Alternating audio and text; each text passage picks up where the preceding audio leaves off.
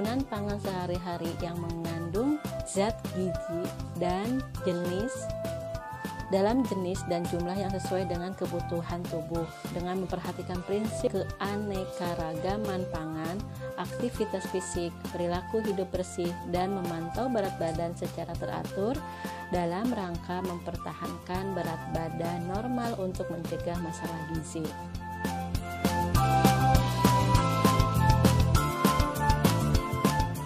Manfaatnya yang pertama yaitu memenuhi kebutuhan zat gizi dan ibu dan janin. Yang keduanya, mencapai status gizi ibu hamil dalam keadaan normal. Yang ketiga, membentuk jaringan untuk tumbuh kembang janin dan kesehatan ibu. Yang keempat, mengatasi permasalahan selama kehamilan. Yang kelima, ibu memperoleh energi yang cukup yang berfungsi untuk menyusui setelah kelahiran bayi.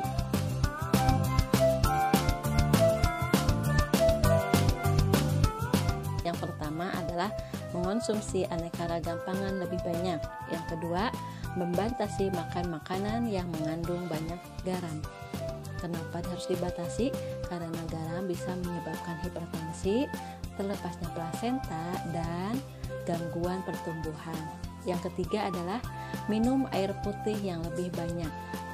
Dalam sehari kondisi normal adalah 2 liter atau 8 gelas, sedangkan bagi ibu hamil adalah 2-3 liter atau 8-12 gelas dalam sehari. Terus yang selanjutnya yaitu membatasi minum kopi. Kenapa harus dibatasi? Karena terlalu banyak minum kopi itu banyak mengandung zat kafein, dan kafein itu bisa menyebabkan bagi ibu hamil sering BAK atau kencing. Nah, dengan banyaknya kencing itu bisa menyebabkan dehidrasi. Maka untuk menghindari dehidrasi, ibu disarankan dalam sehari boleh mengkonsumsi kopi hanya 2 gelas dalam sehari atau 2 cangkir dalam sehari.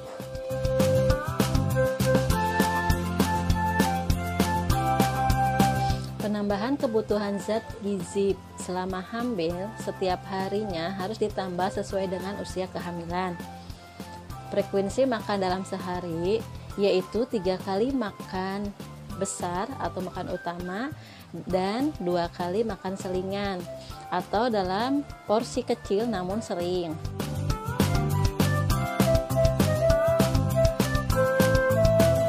Jenis makanan yang tersusun dalam satu hidangan itu harus ada apa aja sih? Yang pertama adalah makanan pokok sebagai sumber karbohidrat. Bisa kita dapatkan di nasi, gandum, jagung, dan lain-lain.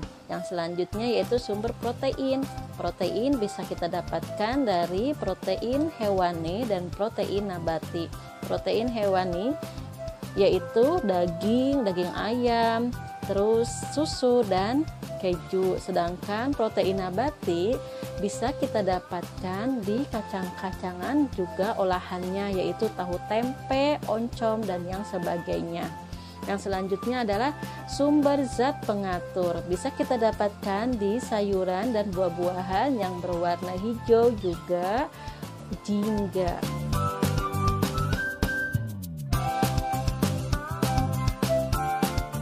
Zat gizi yang diperlukan selama hamil pada trimester pertama yaitu asam folat. Bisa kita dapatkan di sayuran hijau, tempe, dan kacang-kacangan. Yang selanjutnya yaitu asam lemak tak jenuh. Bisa kita dapatkan di ikan tenggiri, kembung, tuna, dan ikan tongkol. Yang selanjutnya vitamin B12. Bisa kita dapatkan di tahu tempe, telur, daging ayam, keju, dan susu. Yang selanjutnya yaitu vitamin D, bisa kita dapatkan di ikan salmon, juga susu. Pada trimester kedua yaitu vitamin A. Kita bisa mendapatkan sumber vitamin A itu dari daging ayam, telur bebek, kangkung, dan wortel. Yang selanjutnya kalsium, bisa kita dapatkan di yogurt, bayam, jeruk, juga roti gandum. Yang selanjutnya zat besi bisa kita dapatkan di kacang-kacangan, sayuran hijau, daging, juga hati sapi, dan ikan. Pada trimester ketiga yang dibutuhkan yaitu adalah vitamin B6. Bisa kita dapatkan di mana? Yang pertama adalah di kacang-kacangan, hati, dan gandum. Yang selanjutnya yaitu serat. Bisa kita dapatkan di sayuran, juga buah-buahan. Yang selanjutnya vitamin bisa kita dapatkan di vitamin C, bisa kita dapatkan di kol, nanas, pepaya, jambu, jeruk, dan tomat. Yang selanjutnya seng, bisa kita dapatkan di mana? Di kacang-kacangan, hati sapi, telur, dan daging sapi. Yang terakhir yaitu yodium, bisa kita dapatkan di garam dapur, udang segar, dan ikan laut.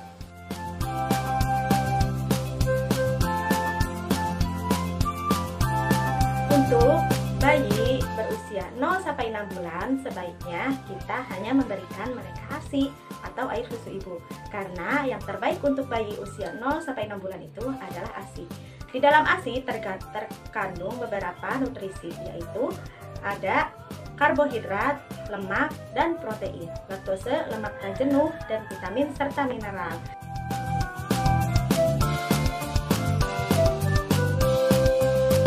Nah, untuk bayi yang berusia 6 bulan atau 6 bulan ke atas, kita harus memberikannya nutrisi yang lebih atau memberikan kelengkapan nutrisi dengan memberikannya MPASI atau makanan pendamping ASI. Namun jangan lupa ya teman-teman, ASI juga harus tetap mendampingi MPASI. ASI diberikan kepada anak atau bayi dari usia 0 sampai 24 bulan atau dan ketika bayi lahir sampai berusia 2 tahun. Nah, MPASI yang baik adalah MPASI yang mengandung beberapa komponen nutrisi, yaitu terdapat zat besi, vitamin D, kalsium, omega 3, zinc, vitamin A, B, C, dan E. Lalu apa sajakah makanan-makanan atau MPASI yang terdapat komponen-komponen tersebut? Simak terus ya videonya. Nah, untuk memenuhi nutrisi si kecil, ada beberapa komponen yang harus dipenuhi. Yang pertama yaitu adalah zat besi. Zat besi bisa teman-teman dapatkan dari beberapa makanan yang ada di sekeliling kita, yaitu ada daging ayam, daging sapi, ikan, telur, dan brokoli. Zat besi ini berfungsi untuk memproduksi hemoglobin yang melancarkan sel darah merah. Nah, untuk komponen berikutnya yaitu vitamin D. Vitamin D ini bisa teman-teman dapatkan dari makanan yaitu ikan dan telur. Selanjutnya ada komponen yang lain yaitu zinc. Zinc bisa teman-teman dapatkan dari makanan yaitu daging ayam dan daging sapi. Selanjutnya ada juga komponen yaitu omega 3. Omega 3 dapat teman-teman dapatkan dari ikan salmon, ikan tuna, minyak zaitun, dan alpukat. Nah, untuk komponen yang terakhir yaitu vitamin A, B, C, dan E. Untuk vitamin A itu terkandung pada beberapa makanan yaitu ubi dan wortel. Untuk vitamin B bisa teman-teman dapatkan dari pisang dan sayuran hijau. Untuk vitamin C terdapat pada jeruk, stroberi, dan tomat. Ada pula untuk vitamin E yaitu terkandung pada beberapa biji-bijian.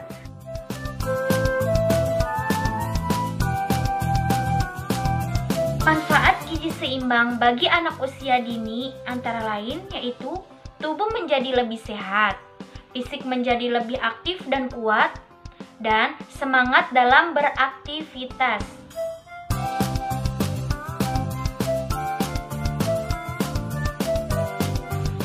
Kebutuhan zat gizi anak usia dini. Yang pertama yaitu kebutuhan karbohidrat. Karbohidrat ada yang mudah dicerna dan diserap tubuh, dikenal dengan nama karbohidrat sederhana, misalnya gula, sirup, dan minuman bersoda. Sementara karbohidrat yang membutuhkan waktu lebih lama untuk dicerna antara lain buah-buahan, sayuran, kacang-kacangan, dan biji-bijian.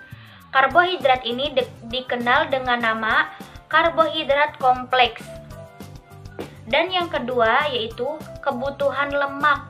Lemak berguna sebagai salah satu zat pembentukan energi tubuh. Lemak dapat berasal dari minyak goreng, daging, margarin, dan sebagainya. Ketiga yaitu kebutuhan protein. Protein selain digunakan untuk proses pertumbuhan anak, juga sebagai cadangan energi jika asupan energi terbatas atau kurang. Protein hewani, protein yang berasal dari hewan atau berbagai olahannya. Misalnya, daging merah, ikan, telur, susu, dan keju.